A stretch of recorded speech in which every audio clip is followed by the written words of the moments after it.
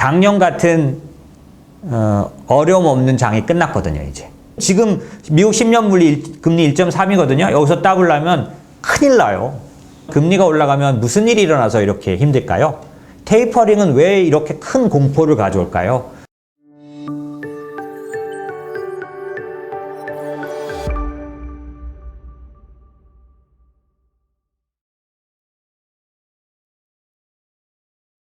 명확하게 기억에 남게 말씀드리고 싶거든요. 그게 뭐냐면 이제 금리 인상 아니고요. 금리 상승이에요. 금리 인상은 금리 인상의 권리는 각국 중앙은행밖에 안 갖고 있어요. 근데 그 시작은 항상 미국 연준이고 지나간 10년 동안에는 연준만 유일하게 올려봤어요. 그러니까 다른 나라들도 올린 데가 있는데 걔네들은 따라 올리거나 뭔가 하여튼 그 방어를 위해서 올린 거고 정말로 부양을 해서 경기가 좋아졌기 때문에 올렸던 데는 유일하게 미국밖에 없어요. 그리고 미국이 올리면 제가 겪었던 2013년도 얘기를 드리면 이 금융시장은 그 역사가 중요한데 왜냐면 여기도 똑같이 역사가 반복되는 게 있어요. 양상은 조금 다르지만 반복된 역사가 있는데 2013년도가 그 유명한 그 버냉키의 테이퍼 텐트럼, 그러니까 테이퍼링을 시장에다 말했더니 텐트럼이 왔다. 텐트럼은 발작이란 뜻이고요. 앞으로 계속 들으시게 될 거예요. 무슨 얘기냐면은 이게 금리가 올라가는 거에 적응이 안 돼서 확 뻗어버리는 거죠. 그래서 정리부터 할게요. 그러니까 금리 인상이 아니에요. 금리 인상은 중앙은행이 발표하는 거예요. 그러니까 앞으로 금리 인상 발표는 연준 포함해서 뭐 우리나라는 혼자 갈지 모르겠는데 대부분 혼자 못 가요. 웬만한 선진국에 들어간 나라들은. 근데 그 시작은 연준이 할 건데 연준은 적어도 1년 반 이상 걸릴 것 같습니다. 근데 이제 이거는 어떤 경우냐면 특별한 경우 말고 특별한 경우 뭐냐면 인플레이션이 그냥 수직으로 올라가 버리면 연준도 그거를 막아야 되는데 사실은 웬만한 인플레이션에서는 금리 인상은 못 발표할 상황이에요. 그게 뭐냐면 제일 먼저 생각해 보실 건 뭐냐면 금융 압박이라고 제가 예전에 한 몇 달 전에 설명드렸어요. 그거 뭐냐면 이번 시장은 그 양적 완화의 주도권을 재정 정책이 가진 시장이라고 제가 몇 달 전부터 코로나 때부터 설명드렸잖아요. 그래서 양적 완화라는 그런 어떤 그러니까 제가 금리나 포함한 어떤 이런 경기를 부양하는 정책을 통틀어 말한 건데 얘를 분류하는 게 세 가지 정도 있어요. MP1, MP2, MP3 정도. MP1은 뭐냐면 금리를 인하시키는 것만으로 시장의 유동성을 풀고자 했던 거. 그러니까 부양을 하는 거죠. MP2는 뭐냐면 금리 인하도 하면서 그 양적 완화라는 것도 같이 하는 거. 3는 금리 내리고 양적 완화라 그래서 채권 사주는 것도 하고 재정 정책도 하는 거. 지금은 3를 하고 있죠. 그런데 주도권은 재정 정책이 갖고 있어요. 왜 그러냐면 옐런은 이제 재무장관 돼서 요즘 많이 나오지만 잠시 떠나 있었는데 제롬 파월은 계속 무슨 얘기를 하냐면 우리가 할 거는 다 했으니까 이제 재정 정책이 중요하다. 그런데 선거 때문에 못 하고 있다가 이제 펼쳐지기 시작했죠. 그러니까 진정한 재정 정책의 힘은 이제부터 나오는데 재정 정책이 주가 되면 어떤 핸디캡이 있냐면 재정 정책이라는 게 뭐냐면 정부가 돈을 그냥 푸는 거거든요. 그 효과가 왜 이 재정 정책은 통화 정책하고 다르냐면 통화 정책은 간접적으로 풀어요. 2008도 금융위기 때 MP2를 했는데 그러니까 금리를 내리고 양적 완화 돈을 푸는 걸 같이 했는데 이때 천문학적으로 금융위기가 시작됐을 때 연준 창고에 채권이 1조 5천 있었어요. 그런데 13년도, 14년도 이렇게 15년도부터 금리를 올리기 시작했으니까 이 양적 완화를 멈췄을 때 QE 1, 2, 3를 멈췄을 때 4조 5천억이었거든요. 1조 5천억에서 4조 5천억 갔으니까 적어도 3조를 몇 년간에 걸쳐서 1, 2, 3를 풀었던 거예요.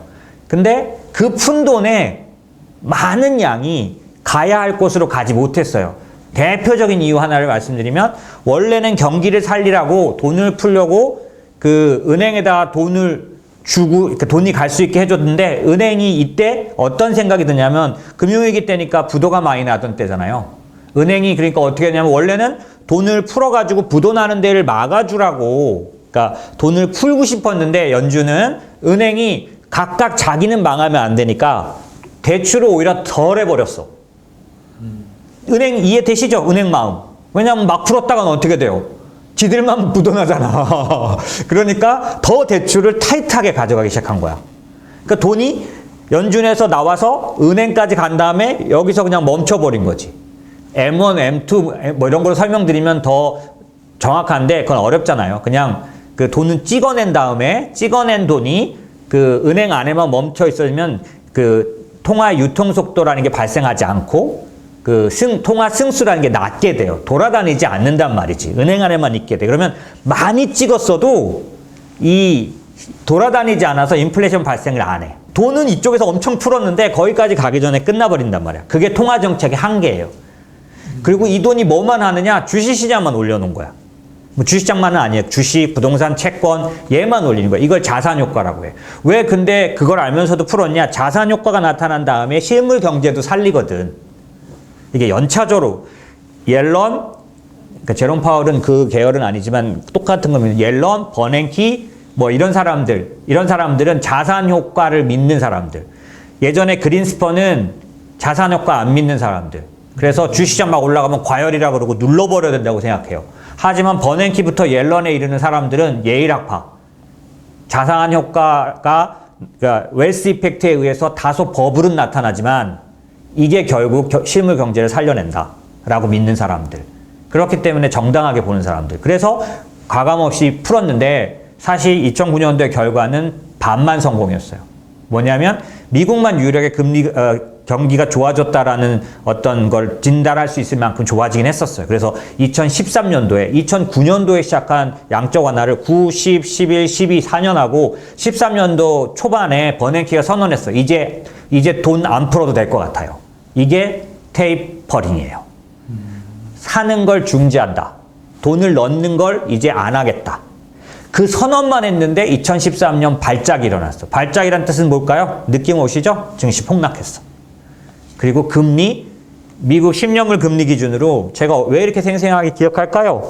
사건들이 터졌으니까. 미국 10년물 기준으로 1월 달에 1.3인가에 시작했는데 그 2013년 12월에 3% 넘고 끝났어요. 금리 바로 그렇게 따블라 버렸다고. 금리 인상하는 거 아니라고. 그냥 양적 완화를 이제 멈춘다는 말만 했는데 금리는 쭉 올라가 버렸어. 따블랐어. 지금 미국 10년물 금리 1.3이거든요. 여기서 따블라면 큰일 나요. 근데 그랬다고 그때. 그러니 2013년 공포도관이지. 왜냐하면 금리가 올라가면 무슨 일이 일어나서 이렇게 힘들까요? 테이퍼링은 왜 이렇게 큰 공포를 가져올까요? 중국도 지금 중국은 그냥 노골적으로 섞어서 긴축을 하겠다는 거예요. 부분 긴축을 하고 있는 거예요, 지금. 무슨 얘기냐면 지원제 잘났어. 왜냐하면 걔네는 그게 상황이. 자기들이 볼 때 자기는 이 사회주의고 그 다음에 코로나로부터 제일 일찍 벗어나서 제일 건전해. 그러니까 우리는 니네처럼 막 부양해야 될 그런 상황이 아니야. 그러니까 우리 그런 말 하잖아요. 클래스가 다르다. 이런 느낌으로 중국은 우린 섞어서 계속 긴축 좀 하면서 가도 돼. 이렇게 보는 거예요. 왜? 사실 긴축을 안 하고 반대가 뭐냐면 부양이잖아요. 그러니까 자기네들은 그렇게까지 부양할 정도보다는 건전하다 이 말이지. 모든 지표가 건전하게 나왔잖아. 그러니까 중국은 조금의 자신감. 왜냐하면 이게 부양으로만 가다 보면 반드시 부작용이 있거든. 그건 우리 모두가 다 알아요. 근데도 왜 해요? 어저께 밤에 옐런의 연설에서도 부작용보다 더 중요한 게 먼저 크게 써서 성공부터 해야 한다. 부양해서 교용을 살리고 경기를 살리는 게 더 중요하지 그로 인한 부작용 다수 있더라도 감수해야 된다. 지금은 그래서 뭐 과열이나 거불이나 이런 걸 떨 때가 아니라 크게 써야 된다. 액트 빅 얘기했잖아. 나오면서부터. 그죠? 그 대가가 만약에 지금 조절부터 하려다가는 클 거다. 이렇게 얘기했잖아요. 그죠? 그런 걸로 보면은 기본적으로 금융위기 때 그런 어떤 그 통화 정책만의 한계를 지금 제롬 파월과 지금의 연준은 명확하게 알고 있습니다. 왜? 제가 여러 번 말했죠. 제롬 파월 혼자서 하는 게 아니에요. 옐런은 지금 재무장관 된 옐런, 버냉키 다 이 사람이 고문단으로 참여합니다. 계속 커뮤니케이션 하고 있어요. 그 코로나 터졌을 때 제가 알았어요. 코로나가 딱 터졌을 때 작년도 3월 막 이렇게 긴급 대책 낼 때 버냉키 옐런이 다 나옵니다. 언론에서. 조언했다. 그리고 의논했다. 이런 것들. 그러니까 통화 정책 그 금융위기 때 단점을 계속 말해주고 연준에게 관철시켰던 거죠. 그래서 지금 연준은 통화 정책의 한계를 명확히 알고 있기 때문에 이 위험에서 살릴 수 있는 건 오히려 재정 정책이 리드를 해야 된다는 걸 굳게 믿고 있는 사람들인 거예요. 그렇기 때문에 아까도 말씀드린 것처럼 이런 상황에서 제가 얘기가 어디에서 왔었냐면 왜 1년 반 내지는 2년 뒤까지 금리 인상이 미뤄질 거라고 저는 생각하냐면 정상적으로는 이것 때문에 어떤 거냐면 아까 금융 압박이라는 단어를 제가 썼잖아요. 그게 뭐냐면 재정정책이 주가 돼 있는 지금 세상에서 재정정책을 쓰려면 일단 정부가 돈을 푸는 건데 그 돈이 어디서 와요? 이런 식으로 옆에 있는 사람 괴롭히면 안 되는데 그죠? 저는 그게 말하는 그 습관이라서 그래요. 정부가 돈을 쓰려면 자기가 거두어들인 세금 1, 국채 발행에서 들어온 생돈 2, 두 가지밖에 없어. 근데 지금 이 코로나 시절에 그 세금 더 거두면 어떻게 돼? 안 되지. 이게 더 죽을 거 아니야. 세금 거둘 수 없어. 그러니 방법은 국채 발행밖에 없는 거지. 그러니까 국채 발행을 해서 재정 정책을 쓸 수 있는 상황밖에 지금은 다 안 돼요. 그럼 국채를 발행하면 어떤 상황이 되냐면 국가 부채가 많아지잖아. 국채가 전부 국가의 빚이니까. 그러면 이게 필요해서 많이 발행하다가 어느 순간에 이게 너무 많아서 붕괴해버리면 부도 사태야. 그럼 이거를 쓰기는 써야겠고 이 부도를 막는 제일 좋은 방법이 뭐냐면 빚을 내되 이자가 되게 싸게 하는 거예요. 지금 국채 금리가 최대한 연간 지금까지 그러니까 역사상 제일 낮아져 있잖아요. 미국 금리가 미국 그 빚의 이자인 거예요. 그냥 똑같이 생각하시면 돼요. 여러분이 은행 가서 신용대출 받으면 내는 금리 신용대출 이자 이 금리 받는 거 있잖아요. 당신은 신용이 높으니까 6%, 네. 당신은 신용이 낮으니까 10% 뭐 이런 거. 이게 국가마다 그냥 판정을 딱 받는 거야. 미국은 10년 대출을 쓰려면 지금 현재 1.3%를 내라는 거야. 근데 최근에 작년부터 올해까지 대부분의 빚들이 작년에 코로나가 터졌을 때는 10년짜리 빚이 0.5까지 떨어졌었어. 그러니까 작년 코로나부터 지금까지 엄청나게 많은 양을 빚으로 땡겼거든요. 미국 정부가. 네. 그러니까 GDP 대비 역사상 그 비율로는 최대로 올라와 있어요. 근데 그 빚의 숫자는 큰데 이자는 더 적어. 왜? 금리가 낮게 빌렸으니까. 이거 이해하셔야 되는데 이해되실까요? 이거 굉장히 중요해요. 그러니까 부채는 커졌지만 이자가 낮을 때 빚을 낸 거라 작년부터 오랫동안 만들어낸 빚의 이자는 지금까지 계속 10년 동안 그 롤오버하면서 갚았던 이자보다 더 적어. 그게 오늘 아침에 끝난 옐런이 말한 내용이에요. 부채의 양만 보지 마라. 이자는 더 적다. 이해하시죠? 이걸 이해하시는 게 중요해요. 그런데 이 이자를 이렇게 빚은 많지만 옛날보다 이자가 작게 유지하려면 누가 도와줘야 돼? 연준이 금리를 올리지 말아야 돼. 이게 금융 압박이라는 거예요. 전 세계의 중앙은행이 금리 인상을 쉽게 하지 못하는 상황. 앞으로 1, 2년간 정부를 안전하게 지켜주려면 부도 안 나게 하려면 쉽게 금리 인상하면 안 돼요. 한국도 마찬가지. 지금 한국도 추경부터 해가지고 막 크잖아요. 근데 한국은행이 그건 니네 문제고 우리는 금리 올려야겠어 해버리면 어떻게 돼요? 부채는 뭐가 문제인 줄 아세요? 진짜로 물리적으로 얼마가 필요하고 니네가 얼마가 있어서 야 없네 이게 아니라 바깥에 있는 사람들이 쟤들 돈 없대. 쟤 회사도 잘렸대. 그런 얘기 들으면 사방에서 와서 야 내 돈부터 내놔. 이게 문제인 거예요. 이거 상환 청구가 들어오는 거고 뭐라 그럴까 그거 청구가 들어오는 거 이러면은 못 갚게 드러나 버려. 한국도 그러면 어려워지는 거예요. 중국은 여러 번 그렇게 그래서 중국의 부채 문제 그래서 나갔던 거거든. 이제 그런 것처럼 기본적으로 전체적으로 중앙은행은 앞으로 1, 2년간 쉽게 금리를 인상할 수는 없습니다. 근데 요즘 금리 얘기는 무슨 얘기일까요? 인상을 못 하는 거지 금리가 상승은 하고 있단 말이에요. 이건 두 가지 금리를 아셔야 되겠죠. 연준이 올리지 않았던 금리는 뭐예요, 그러면? 근데 지금 대표님 말한 올라가는 금리는 또 뭐예요? 올라가는 금리는 시중금리, 연준이 발표하고 올리고 내리는 건 정책금리. 정책금리는 연준이 조절할 수 있지만, 왜? 단기물, 2년짜리들이 보통. 그건 조절할 수 있지만, 10년물은 연준이 발행하는 정책금리가 아니에요. 그건 시장의 플레이어들끼리 서로 컨센서스를 주고받는 그런 거예요. 그렇기 때문에 경기가 좋아지는데 금리가 안 올라갈 수 없는 거예요. 연준은 인상을 안 할 거예요. 근데 무서운 건 연준이 만약에 너무나 버블이 심하고 혹은 너무나 인플레이션이 심하고 필요에 의해서 금리를 올려야 되겠다고 해서 인상을 시작해버리면 이거는 뭐 지금 사태가 아니라 그냥 만약에 연준이 금리 인상을 발표 지금 한다 그러면 저는 여러분들에게 저희 고객에게 온라인으로 어느 날 다 들어오시라 그래야 돼요. 왜? 다 팔아야겠습니다. 얘기해야 돼서. 만약에 연준이 금리를 올린다고 하면, 올릴 것 같다고 하면 저는 할 수 없이 다 팔아야 된다고 틀림없이 말할 거예요. 그러면 그게 너무 싫으신 분은 빼가세요.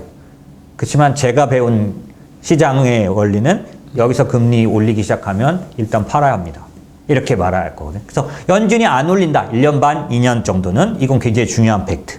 그러면 이제 자연적으로 올라가는 금리만 남았잖아요. 시중금리. 이거는 누가 조절할 수 있는 게 아니에요. 경기가 좋아지면 반드시 올라가요. 그러니까 오늘 FOMC에서 우리 모두 다 뭘 기다려요? 제롬 파월이 나와서, 연설에서 제롬 파월이 나와서 이게 장기 10년물 금리가 너무 과도하게 빨리 올라가고 있으니까 우리가 채권 매입을 해서 좀 조절을 좀 할게요. 이거 발표했으면 좋겠죠. 그러면 우리 모두 다 안심할 거 아니야. 장 대표가 말한 금리 인상 안 하는 거 오케이. 그러니까 인위적으로 올리지 않는다는 거 믿겠어. 정부는 살려야 되니까. 두 번째, 그런데 이 시장 금리는 조절할 수가 없는 거래. 근데 얘를 연준이 대신 사줘서 낮게 유지해 주겠어요 라고 발표하면 된 거야. 그럼 해결된 거야. 오늘 그걸 기다리겠지. 그죠? 우리 모두 그걸 기다리는 거야. 그런데 안 나올 가능성도 굉장히 높겠지. 왜냐하면 여러 번 계속 그렇게 말했으니까. 그리고 어느 정도 적극적인 정책을 그러니까 뭐 그런 걸 발표할 가능성도 충분히 있어요. 왜냐하면 모두 요동하고 있기 때문에. 그래서 기대도 해볼 수 있지만 아닐 수도 있다. 그럼 아닌 거를 놓고 제가 말씀드려볼게요. 아니라고 생각하고. 그럼 시장을 지금 어떻게 봐야 되냐? 네네. 정상적으로 경기가 살아나는 시장은 금리가 오르는 게 정상이에요. 정상이에요. 근데 우리는 계속 뭘 바래요? 조금 낮은 금리에서 그 다음에 또 유동성이 계속 풀리길 원하잖아요. 그러니까 안 받아들이고 싶은 거랑 똑같은 거예요. 그러니까 시장이 안 받아들이고 싶은데 현상이 나타나니까 그거를 받아들이는 그런 적응 기간이 필요하잖아요. 그냥 제가 딱 말씀드릴게요. 앞으로 1년 정도 되는 동안에는 경기가 좋아져서 금리는 올라가는 게 정상이라는 거를 받아들이는 적응 기간이다라고 보시면 돼요. 제가 뭐라고 말했죠? 이제 이 자산들에 대한 다르게 평가를 해야 할 기간은 아닌 거예요. 그게 아니에요. 그러니까 적응 기간이라고 보고 판단이 드시면 적응할 방법을 찾으셔야 돼요. 기간이 적응을 할 건데 나는 그 적응하는 그 기간의 움직임에 어떻게 또 적응을 할 거냐. 그죠? 그러니까 그런 생각을 하셔야 되는 게 전체적으로 큰 악구예요. 이거 진단은 이제 시장이 어려움으로 아예 정말 벗어나는 게 아니다. 하락 국면에 들어가는 게 아니다. 이거 진단은 굉장히 중요해요. 그런데 제가 내리는 기준은 지금 전반적으로 봤을 때 시장 금리가 금리가 가격을 말하거든요. 1.5 정도 가야 좀 부담스러운 걱정들이 드러날 정도가 된다고 보시면 돼요. 지금 1.3대거든요. 그래서 1.5 특별히 실질 금리가 1.5 정도 될 때 시장은 저는 그냥 바로 많은 주식을 매도할 거예요. 그래서 아직 버퍼가 남아있다.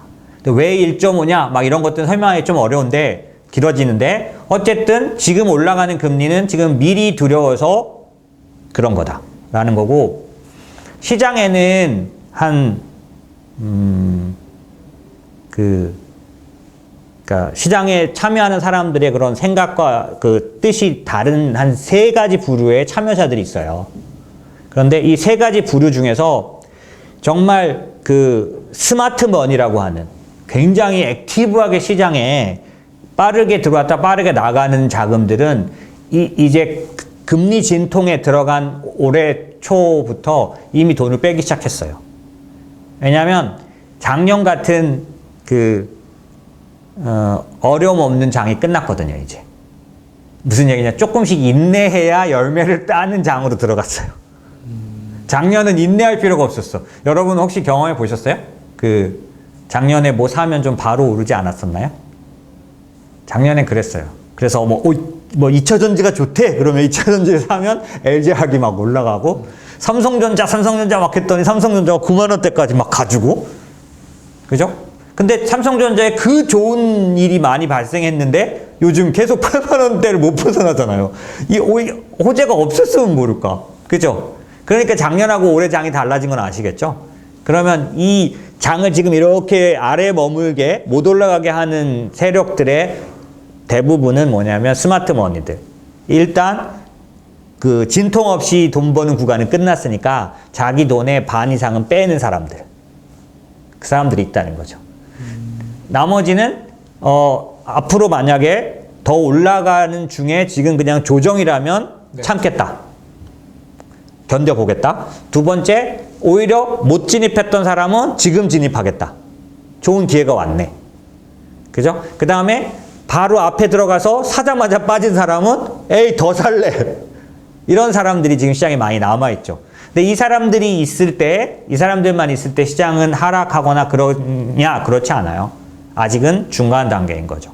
그래서 지금 제가 말씀드린 것처럼 시장을 볼 때 제가 여러 가지 면에서 보는데, 얼마 전에 갑자기 생각이 안 나네요.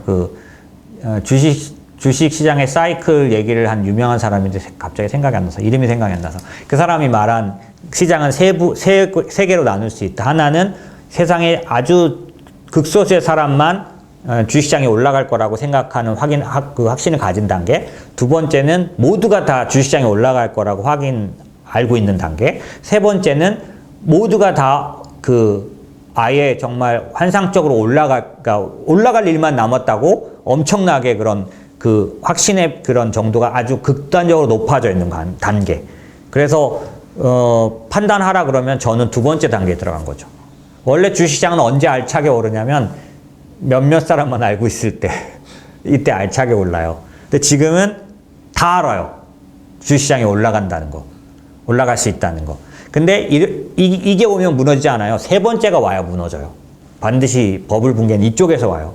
그래서 저는 중간 단계에 들어가 있다고 보거든요. 근데 중간 단계는 말씀드린 것처럼 확신은 있는데 현상은 안 나타나는 구간이 부분 들어가는 거예요. 그래서 여러분들이 아예 마음속에 이제는 시장이 금리 1.5에 적응하는 구간이다. 지금 1.3에서 1.4 갔다가 좀 내려왔다가 이러면서 적응하는 기간으로 봐주실 필요가 좀 있으세요. 당연히 이런 장을 못 봤으니까 공포감이 굉장히 높겠지만은 기본적으로는 그럼 장 대표는 왜 그러면 지금 시장이 무너지는 장이 아니라 미래가 있는 장이라고 보느냐. 네. 왜 그렇게 보냐. 그런 거에 제가 다 맞진 않지만 부분적으로 한번 말씀드려 볼게요. 그러면 제가 그러니까 아직도 투자할 여지가 있다라고 보는 근거들은 어떤 거냐면, 여전히 유동성이 시장에 머물러 있기 때문이에요. 그러니까 시장의 실물 시장의 숫자나 그 지표나 그 상태로만 평가받을 거라면 얘만 보면 되거든요. 지표나 기업 실적이요. 근데 얘가 좀 미진해도 유동성이 머물러 있고 유동성이 계속 들어오는 시장에서는 보완이 되기 때문에 좀 우리가 믿고 가도 돼요. 그런데 지금은 이런 상태라고 보여지는 거죠. 실적이 어느 정도 나오고 있는 부분도 좀 있지만은 지금은 얘가 조금 아직 아리까리라고 할까? 경기가 진짜 좋아지는지 기업 실적이 진짜 좋아지는 건지를 아리까리해도 얘를 받쳐주는 유동성이 축이 아직 있다고 보는 거예요. 그럼 이 축이 뭐냐? 제가 처음에 설명드렸잖아요. 재정정책도 유동성이에요. 재정정책에서 쏟아부어주는 그 돈의 흐름이 있단 말이죠. 그러니까 아직도 유동성이 머물러 있는 시장이라는 거예요. 그래서 여러분이 그렇게 걱정하는 것처럼 금리가 막 올라가고 뭐 그런 것처럼 해도 그렇게 걱정할 게 아니라 얘가 좀 받치고 있다고 얘가. 옛날에는 그러니까 얘가 없을 때는 얘 갖고 얄짤없어 그냥. 실적이 좋아? 경기가 좋아지는 지표가 나왔어? 아니면 돈 빼. 근데 얘를 받쳐주는 이 버팀목이 재정정책이라는 유동성이 아직 살아있는 시장이다. 인모스는 아직 지금을 실적 장세라고 보지 않습니다. 유동성 장세와 실적 장세의 연결점. 그래서 저희가 리플레이션 트레이드라고 보통 제가 이런 말을 오늘 처음 하면 모르겠는데 저희를 열심히 보시고 좋아해 주시고 그랬던 분들은 벌써 제가 10월 달부터 11월, 12월 계속해서 리플레이션 트레이드가 나타나게 돼 있다. 이런 얘기들을 드렸던 걸 기억하실 거예요. 그래서 완전 유동성 장세도 아니지만 실적 장세가 아니에요. 그래서 받쳐주는 유동성이 있다. 근데 이 받쳐주는 유동성의 성격은 조금 바뀌어서 재정정책 색깔인 거예요. 만약에 받쳐주는 유동성이 통화정책 색깔이라면 오늘 저녁에 제롬 파월이 우리 시장을 다 결정짓는 거예요. 통화정책을 더 하겠다라고 하면 사는 거고 또 발표 안 하면 에이 죽어 이렇게 되는 건데 그 사람 발표 안 해도 걱정 안 하셔도 돼요. 제 논리에서는 재정정책이라는 유동성이 받쳐주고 있다는 거죠. MP3라 그랬잖아요. 세 가지가 다 모니터리 팔러시에 들어가는, 그러니까 통화 정책이라고 불리는 거 안에 들어가 있는 거예요.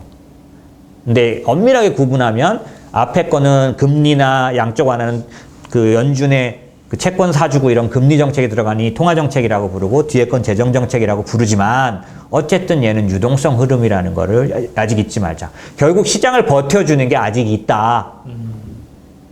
자꾸만 제롬 파월 나와서 뭐라 그러냐면 나한테만 자꾸 기대하지 마. 우리는 이미 만약에 악화되면 쏟아붓기 위해서 돈도 지금 다 갖춰놨어. 그리고 뭐라고 말했냐면 만약에 악화되면 더 강하게 통화정책을 쓸 준비도 돼 있다라고 지난달에도 말했어요. 근데 그럼 왜 안 써? 왜 안 써? 지금 왜 안 쓸까요? 얘를 써도 되는데 얘를 쓰는 건 일시적이란 말이에요. 그런데 지금 이미 본색을 드러낸 재정정책을 쓰면 고용을 살려내서 상당히 힘있게 실물 경제를 살릴 수 있다라고 이들은 믿는 거예요. 그리고 제가 연준을 바라보고 앞에서 몇 번에 걸친 연준의 정책을 봤을 때 특별히 제가 재정정책의 성공을 2009년, 10년도에 재정정책이 다소 나타났었어요. 근데 그때는 왜 지금같이 하지 못했냐? 전 세계가 다 어떤 마인드를 갖고 있었냐면 유럽 위기가 터졌는데 재정 위기였던 거죠. 국가 부채가 높다 막 이런 얘기일 거예요. 그래서 그리스가 망하고 막. 그러니까 전체적인 글로벌 분위기가 니네 나라 부채 몇 프로야? 위험하네. 이런 상황이 되니까 재정 정책을 다 멈춰버렸어요. 그리고 재정 정책에서만큼은 긴축으로 돌아서 버렸다고. 긴축이 뭐겠어요? 빚을 갖고 이거 빚을 줄이는 쪽으로. 무슨 말인지 아시죠? 그런 쪽으로 가버렸기 때문에 재정정책 효과가 막 나타나다가 확 끝내버렸어요. 2011년도에. 유럽 위기 막 오면서. 네네. 그랬기 때문에 저는 재정정책의 힘을 알고 역사적으로 대공황 때 재정정책의 힘은 뉴딜이라는 걸 통해서 확 나타났었어요. 그렇기 때문에 기본적으로는 지금 현재 연준은 그걸 기대하고 일리가 있는 기대라고 저는 생각합니다. 다만 이제 우리는 금리가 올라가는 그런 때가 왔다는 사실에 대해서 적응해야 되는데 전문가라는 사람들은 이 적응에 대해서만 표현할 줄을 잘 몰라요. 말을 하다 보면 맺고 끊는 게 필요하거든요. 서론, 본론, 결론이 필요해요. 제가 그래서 다른 방송에 나가서 말할 때 이 적응에 대한 이 얘기만 하지 않고 만약에 얘를 적응을 못해서 알러지를 나타낼 때, 거부 반응을 나타낼 때 발작이 나타나는 모습까지도 설명한단 말이에요. 그리고 이게 혹시 완전히 나빠졌을 때도 막 설명. 근데 사람들은 지금 전체가 이렇게 수상하니까 그 나빠졌을 때 얘기를 확 받아들여요. 그래서 공포감을 갖고 있는 거죠. 근데 저는 적어도 말하고 싶은 건 이제 금리 상승에 의한 발작이 나타날 수 있는 그런 일이 빈번하게 있을 수 있으니 자산의 관리와 투자의 관리를 리스크 관리라는 면에서도 좀 중대하게 생각해야 돼요. 라는 얘기를 하고 싶었던 거예요. 근데 받아들인 사람 입장에서는 저 사람도 나와서 떨어진다는 얘기 하네. 이렇게 돼버린 거죠. 네. 예, 그렇게 받아들이시면 안 돼요. 제가 앞부분을 지금 엄청나게 할애해가지고 몇십 분이나 떠들었는지 모르겠지만 할애해가지고 역사를 막 얘기했던 이유는 자연스러운 현상이에요, 지금은. 그리고 일부 빠져나가는 것도 사실이에요. 말씀드렸잖아요. 스마트 머니는 그걸 우리 투자 쪽에서는 뭐라 그러냐면 리스크 대비 리턴인데요. 작년까지는 리스크는 거의 없고 리턴만 있는 투자 시장이었었어요. 리스크가 왜 없냐면 이게 밑에서 돈으로 밀어 올려주니까. 리스크가 거의 없어요. 그래서 제가 늘 말하잖아요. 주식시장의 사계절 중에서 진정한 장은 봄이에요. 이때는 리스크는 적고 리턴만 있는 장이니까. 지금은 여름장의 중간이니까 리스크가 생겨났어요. 그 리스크를 어떻게 해야 될까요? 태도는 두 가지가 하나가 있겠죠. 리스크가 나타났어? 난 안 해, 그럼. 두 번째는 리스크는 어떻게 관리하면 돼? 뭐 피할 수 없으면 즐기라 그러던가? 뭐 그런 것처럼 이거는 어떻게 같이 살아야 되면은 끼고 사는 방법을 좀 배워야 돼. 왜? 끼고 살지 않으면 뒤에 있는 과실을 못 따. 이거 리스크 실험은 지금 떠나야 돼. 떠나면 좋아, 이거 안 봐. 이꼴 저꼴 안 봐. 근데 1% 금리로 살아야 돼. 근데 이거 보려면 끼고 살아야 돼. 끼고 살려면 지식으로도 무장해야 되고 정서적으로 무장해야 되고 행동으로도. 그래서 제가 전에부터 말씀드렸잖아요. 이거 하루에 몇 번 보는지. 예, 내가 생활하기도 바쁜데 너무 이거 자주 이제 시세 너무 자주 보면요. 머리에 남아있어가지고 석연치가 않아요. 사람 거래처 사람하고 얘기하는데 계속 머릿속에서 왜 이렇게 빠졌지? 이게 돼요, 자연스럽게. 그래서 그런 것들이 다 적응해서 살아가는 패턴이에요. 하루에 증권사 계좌 들어가 보기 한 번만 하기. 뭐 이런 거. 4시 이때 한 번만 들어가 보기. 뭐 이런 거 하는 거 필요하고, 아, 금리가 올라가는 거 정상이야. 이게 적응 안 되는 사람들은 좀 흔들릴 수 있지. 근데 나한테 중요한 건 그래도 위를 향해서 가느냐야. 위를 향해서 가느냐 결정 나면, 두 번째는 위를 향해서 갈 때 같이 올라갈 놈을 내가 들고 있느냐 봐야겠죠. 모든 주식이 지수가 위를 향해서 간다고 내 주식도 위를 향해서 간다. 그런 일은 없어요. 이제 떨어지는 놈들은 또 떨어질 거라고. 그러니까 두 가지를 다 봐야 되겠지. 지금 시장이 하수상하다 그러면 그래도 올라갈 장인지, 이 시기만 지나면 높아져 갈 장인지, 이거 판단하는 거. 두 번째, 얘가 높아지는 건 나하고 상관없어. 왜? 내가 들고 있는 놈이 높아져야 내가 돈을 버는 거야. 그럼 내가 들고 있는 놈이 이게 가면 얘도 갈 놈인지 찾아보는 거. 요 두 개는 해야죠.